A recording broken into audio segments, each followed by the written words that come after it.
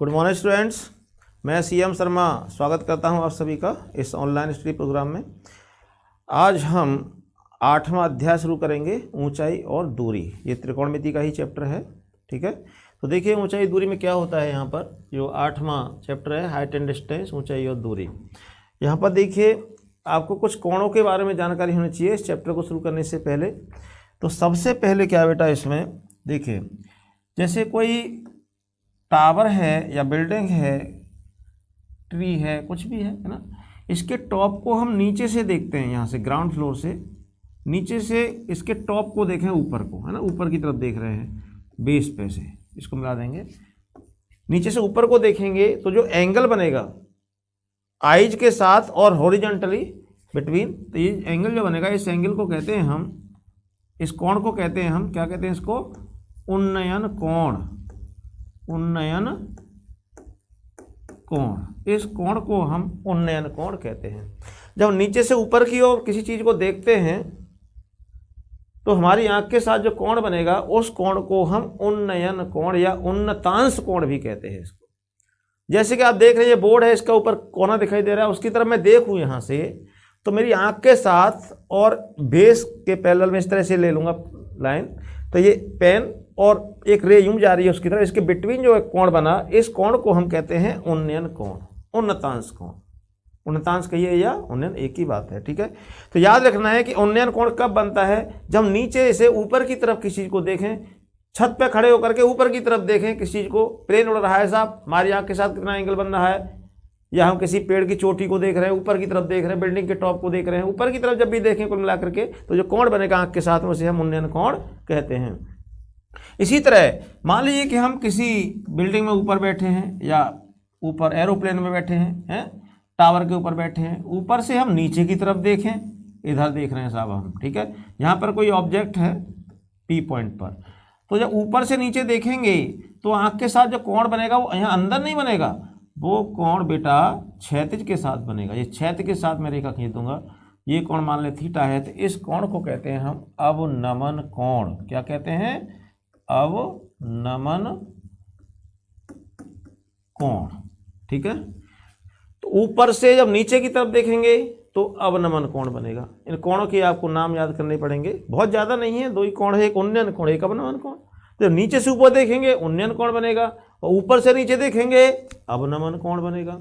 तो जब अवनमन कोण बनेगा वो क्षैतिज के साथ बनेगा। याद रखना, ये अंदर मत बना देना, इस कोण को अंदर बना दिया तो आपका प्रश्न गलत हो जाएगा। अब जब ये बाहर बना हुआ कोण है अवनमन कोण, तो आपको पता होना चाहिए ये कोण इस साइड के पैरेलल है, समांतर है इसके। जैसे कि मान लो ये एक ए बी है और यहाँ पर मैं सी लिख दूं, तो ये ए सी और बी पी दोनों क्या है, समांतर रेखाएं। जब रेखाएं समांतर होती हैं तो एकांतर कोण बराबर होते हैं, या सभी को पता है। तो ये थीटा है तो ये कोण भी क्या होगा, थीटा। और ये कोण कैसा कोण है, एकांतर कोण। इस कोण को कहते हैं एकांतर कोण।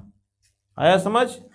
तो ये तीनों कोणों के नाम आपको याद रखने हर समय, इनका मतलब आपको पता होना चाहिए। उन्नयन कोण कब बनता है, जब नीचे से ऊपर देखें। अवनमन कोण कब बनता है, जब ऊपर से नीचे देखें। अवनमन कोण ऊपर बनता है और उन्नयन कोण नीचे बनता है। एक हो गया एकांतर कोण। तो अवनमन कोण जब बनेगा तो उसका एकांतर कोण भी बनेगा, क्योंकि रेखाएं समांतर हैं। जब रेखाएं समांतर होती हैं तो एकांतर कोण बराबर होते हैं। जितने अंश का ये कोण होगा उतने अंश का ये कोण भी होगा, ठीक है। तो तीनों नेम आप समझ गए, याद हो गए। उन्नयन कोण नीचे से ऊपर, ऊपर से नीचे, अवनमन एक एकांतर भी बन जाता है, ठीक है। अब हम इसके बाद आगे बढ़ते हैं। देखिए यहाँ आपको समझा रखा है पहले ही बुक में। उन्नयन कोण है, देखिए ये दृष्टि रेखा के साथ ये लाइन जा रही है, तो ये कोण बन गया उन्नयन कोण। और देखिए ऊपर कोई वस्तु है, वहाँ से नीचे की तरफ देखेगा। ये डायग्राम गलत है बेटा, ये उन्नयन कोण का ही डायग्राम है, ठीक है। उन्नयन कोण अवनमन का आगे होगा, ठीक है। तो मैंने जो समझाया वही है। अब इससे आगे बढ़ते हैं थोड़ा एक्सरसाइज की, प्रश्नावली की तरफ। अब आप देखेंगे यहाँ पर प्रश्नावली 8, एक ही प्रश्नावली है इसमें, जिसमें विविध प्रश्नावली 8 लिखा हुआ है। विविध कहो या प्रश्नावली, यहाँ पर प्रश्नावली एक ही है इस चैप्टर में।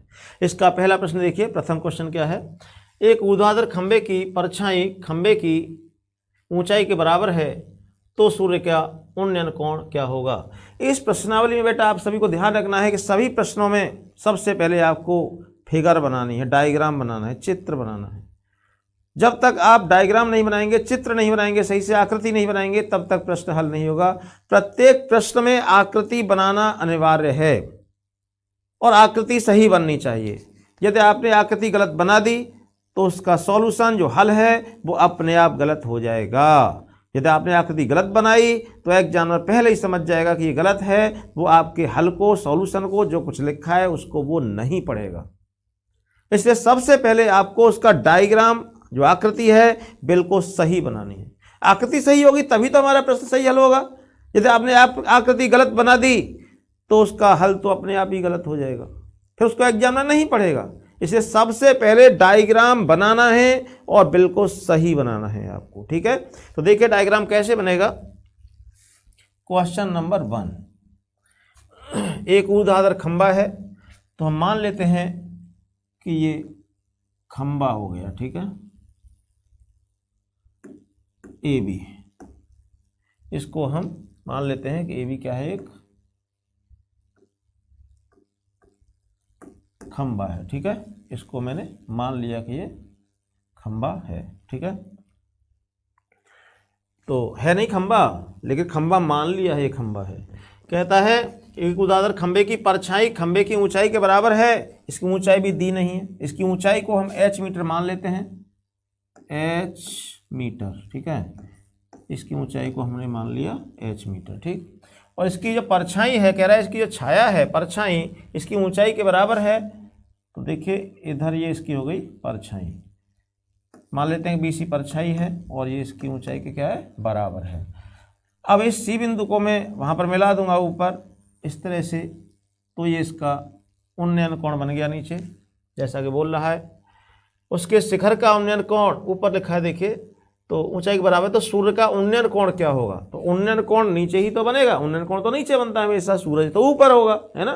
तो उन्नयन कोण सूरज के साथ कितने अंश का बनेगा ये बताना है। मान लेते हैं कि उन्नयन कोण थीटा होगा, ठीक है। ये क्या है, छाया या परछाई। जो शब्द बुक में आया है वही शब्द यहाँ पर लिख देंगे, ठीक है। तो खंबा है, ये खंबे की परछाई हो गई। अब आपको क्या करना है, डायरेक्ट हल नहीं करना है। पहले इस प्रश्न के बारे में आपको यहाँ पर लिखना पड़ेगा, क्योंकि ये खंबा नहीं है, तो हमने माना है कि ये खंबा है। आप यहाँ पर लिखेंगे माना कि ए बी एक खंबा है जिसकी ऊंचाई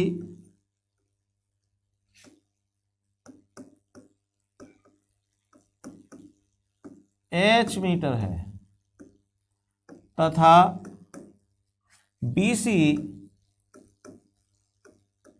खंबे की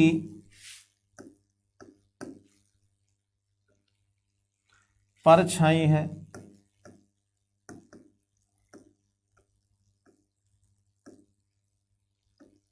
ठीक है, BC क्या है, खंबे की परछाई है, ठीक है।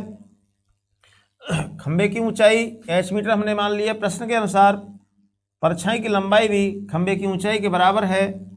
प्रश्नानुसार खंबे की ऊंचाई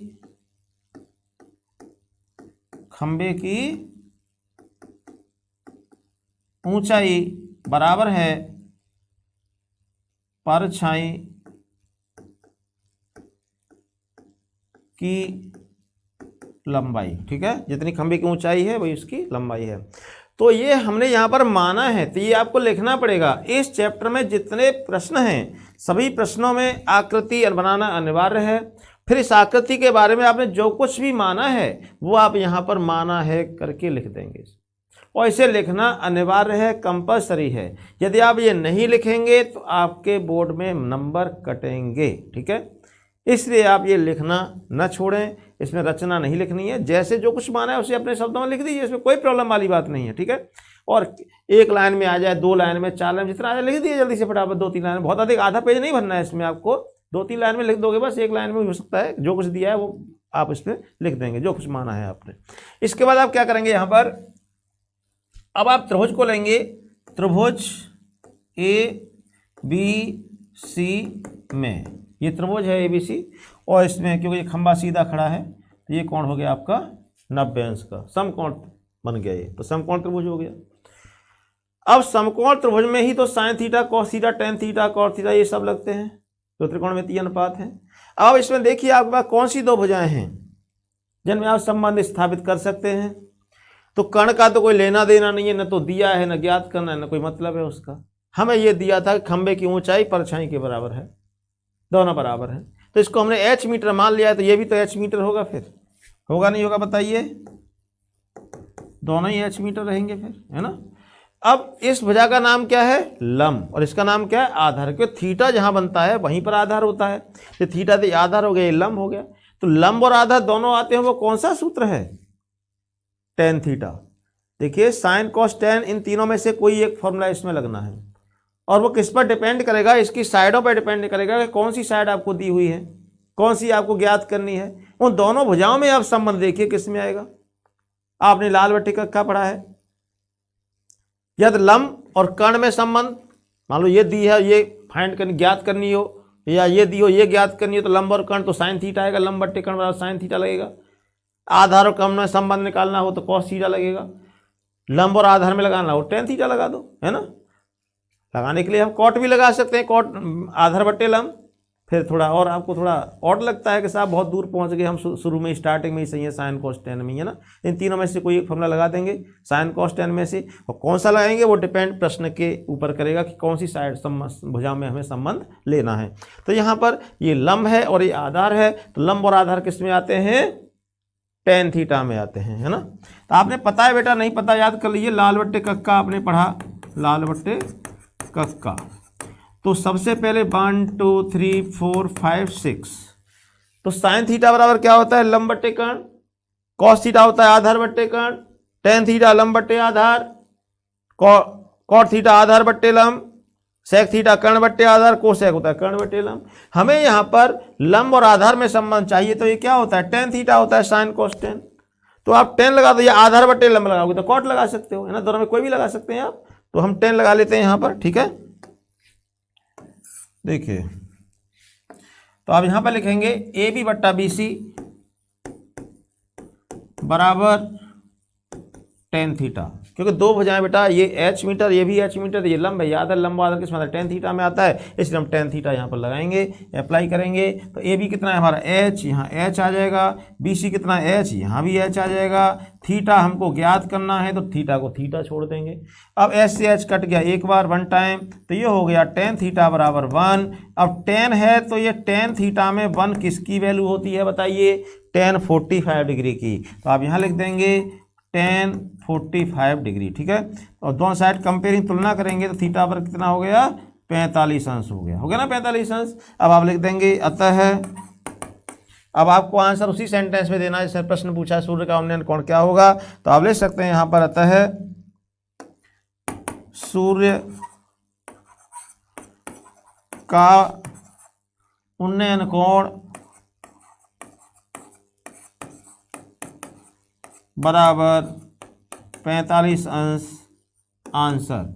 इस तरह से आपको प्रश्न हल करना है, ये नहीं कि सीधे डायरेक्ट डायग्राम बनाया और यहां से कहानी स्टार्ट कर दी, तो फिर आपको अच्छे नंबर नहीं मिलेंगे बेटा। आपको ये सब लिखना है, कंपलसरी है, लिखना अनिवार्य है हमारी ओर से। इसके बारे में जो कुछ भी है इसमें लिखवाना है आपने, उसे यहाँ लिख दी, इसमें कोई प्रॉब्लम वाली बात नहीं है, ठीक है। हम देखते हैं नेक्स्ट क्वेश्चन नंबर 2, इसे रफ कर लेते हैं।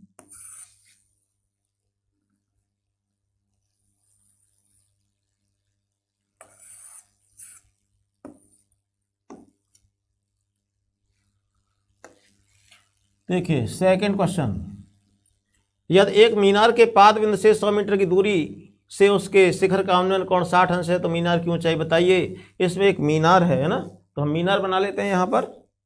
ये देखिए ये हो गई मीनार। मान लिया कि ए भी एक मीनार है,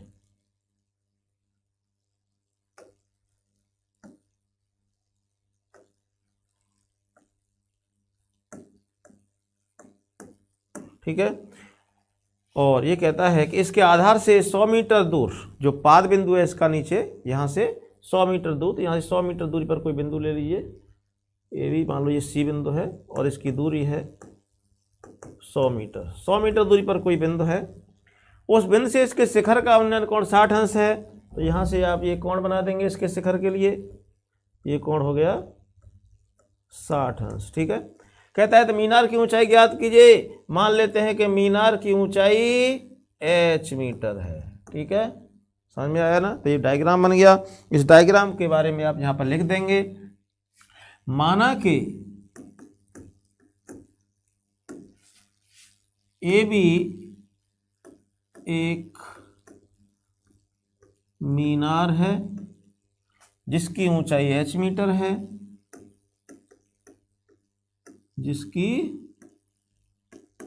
ऊंचाई h मीटर है तथा मीनार के पाद बिंदु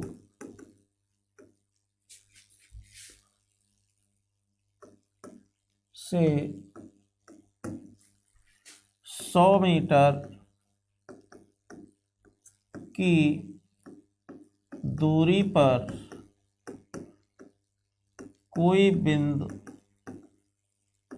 C स्थित है जहां से मीनार के शिखर A का उन्नयन कोण 60 अंश बनता है। ठीक है, तो ये हमने यहाँ पर अपने शब्दों में लिख दिया। ये आपको अपने शब्दों में लिखना है। ठीक है, प्रश्न को पढ़ लीजिए, डायग्राम बना लिया, प्रश्न को पढ़ के भी इसको लिख सकते हैं आप। अब इसके बाद क्या करना है, इसे हल करना है। तो लेंगे त्रिभुज ABC। अब त्रिभुज ABC में तो देखिए आपको ये ऊंचाई ज्ञात करनी है, आधा दिया हुआ है, तो क्या लगाएंगे भाई tan थीटा। AB बटा BC बराबर tan 60 अंश। अब AB क्या है h और BC क्या है 100, तो tan 60 का मान क्या होता है √3, यही होता है ना। तो यहाँ 1 लगा दें और तिरछी गुणा कर देंगे इसमें, तो क्या हो जाएगा h बराबर 100√3 है ना, 100√3 मीटर। ठीक है, अब आप लिख देंगे लास्ट में √3 की वैल्यू भी रख सकते हैं आप इसमें।